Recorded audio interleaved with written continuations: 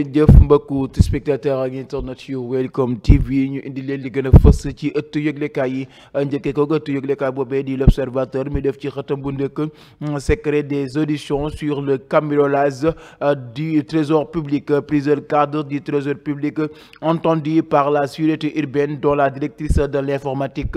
La balle des auditions a commencé à 10h et s'est poursuivie jusqu'en début de soirée avec des questions portant sur la nature des données. L'agent du GMI, monsieur Goudiaby, mis en arrêt de rigueur, ainsi que le vigile à poste cette nuit-là, monsieur Ndiakh, ont également été interrogés. L'exploitation des caméras de surveillance a été lancée avec la revue de toutes les images captées la veille, le jour et le lendemain des faits. Mu mel ne yëgle ka boobee di l'Observateur di kat na nag ca jéye ja am foofee ca trésor public di gafak réew mi. Mu mel ne nag sûreté urbaine ubbi na ci ab enquête di déglu nag ña nga xamante ni ñooy liggéeyee ca bërëb boobee lu ci mel ni nag directrice de l'informatique ba moom déglu nañ ko waaye lu ci mel ni GMI ba di monsieur Goudiaby ak ki nga xamante ni daal mooy vigile ba di monsieur Ndiakh ñoom tamit enquêteurs yi déglu na leen ñu yee yàbbi ca boobee mbir la ko waral ba tax na sax li nga xamante ni daal mooy caméra de surveillance tamit ñooñee nekk di yëngatu ci enquête ba càmbar nañ ko ngir mën a xool nag mbir ma nan la tëddee. ñu dem ci beneen ëttu yëglekaay. Enquête trésor public, un cambriolage, des interrogations.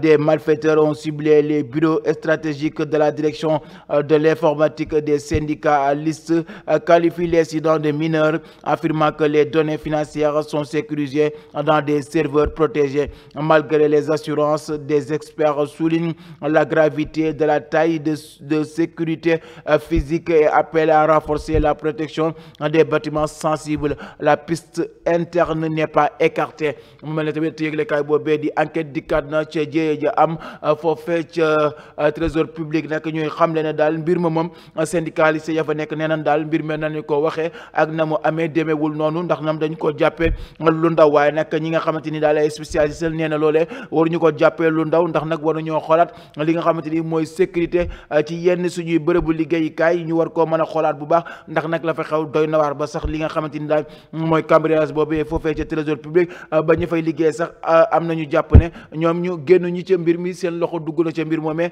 ñu du pep cambriolage jëm ca li nga xamante ni mooy trésor public. ñu dem ci beneen ëttu yëglekaay. Walf Quotidien, défense de 5 par de hautes personnalités de l'État, Pastef en mode parti-État. Ibrahima Bakhoum, analyste politique, ils vont détériorer leur image et celle des institutions qu'ils dirigent. Mu mel ne nag li nga xamante ni daal mooy parti Pastef ak état bi am na mbii coog mbaaloo ndax am na ñenn ñooñ yu premier ministre Ousmane Sonko nekk ci parti Pastef di ko jàppal tànk ak état ba na muy doxee kii nag di Ibrahima Bakhoum nekk ab analyste politique nee na loole nag jaarul yoon benn yoon te loole nag boo moytul dina salfaañe li nga xamante ni mooy suñuy institution ndax nag buñ jowaale parti Pastef ak étape Sénégal la. ñu dem ci beneen ëttu yëglekaay yi. Les Échos, le port de Dakar surtout dangereusement, il a enregistré une contre-performance de 17,1% de son activité en décembre 2024. L'activité s'est dégradée de 14,7% comparé à la même période en 2023. Les recettes totales de l'État baissent de 234,8 milliards en décembre 2024. Bu mel ne nag loolee nga xamante ni daal mooy port autonome bu Dakar économique ba moom maanaam gafak port autonome bu Dakar fi mu nekk nii daal daa dellu ginnaaw bu ñu ko càmbaree lu toll ci 17,1% de son activité fi mu nekk nii daal dafa mel ne dafa dellu ginnaaw bu ñu ko xoolee ci atum 2024 gi jàpp atum 2023 mu mel ne nag am na ak coppite gu ci am mu mel ne 234,8 milliards ci suñuy koppar ci recettes yu waroon a jëm ci état bi dafa nag wàññeeku jëm ca port autonome bu Dakar. ñu dem ci beneen ëttu yëglekaay.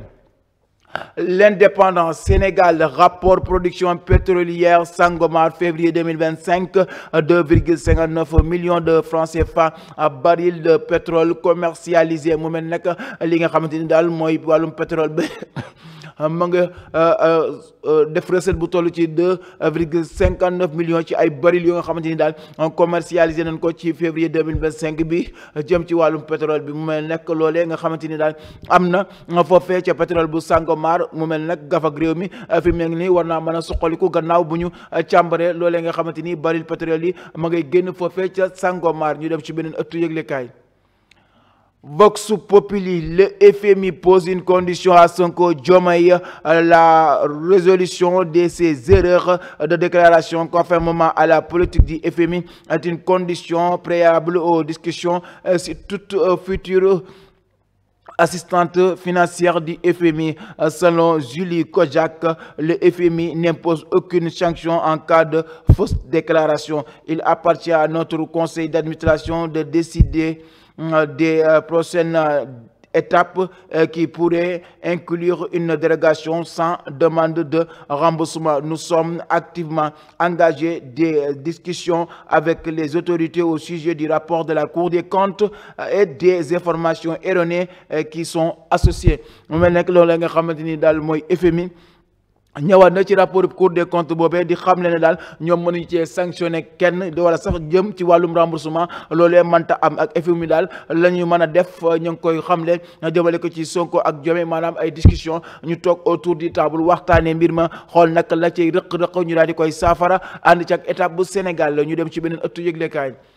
Le quotidien, marchés financiers internationaux, les taux se serrent autour du Sénégal. Le crédit du pays a dépassé les 12%. mu mel ne nag li nga xamante ni mooy marché financier jëm nag ci li nga xamante ni mooy étape Sénégal mu mel ne nag taux ba ma ngay gën a yokku lu ko xamle di ëttu yëglekaay boobee di le quotidien ne crédit ba daal moom dépassé na lu toll ci 12% ci li nga xamante ni mooy gafak réew mi kon nag mi ngi noonu ñu dem ci beneen ëttu yëglekaay.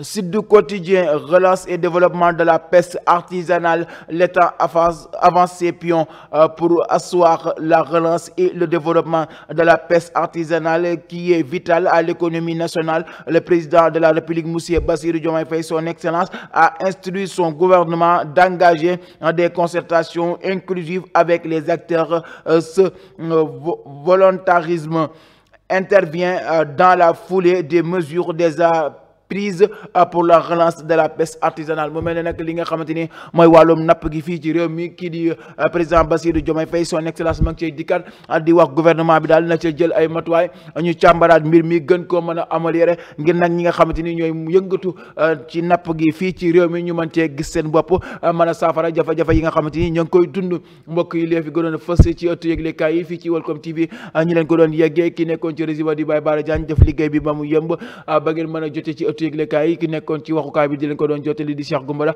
jox leen dig dëgg ci yeneen ëttu yëglekaay yi gën a fës fii ci Welcome TV jërë ngeen jëf.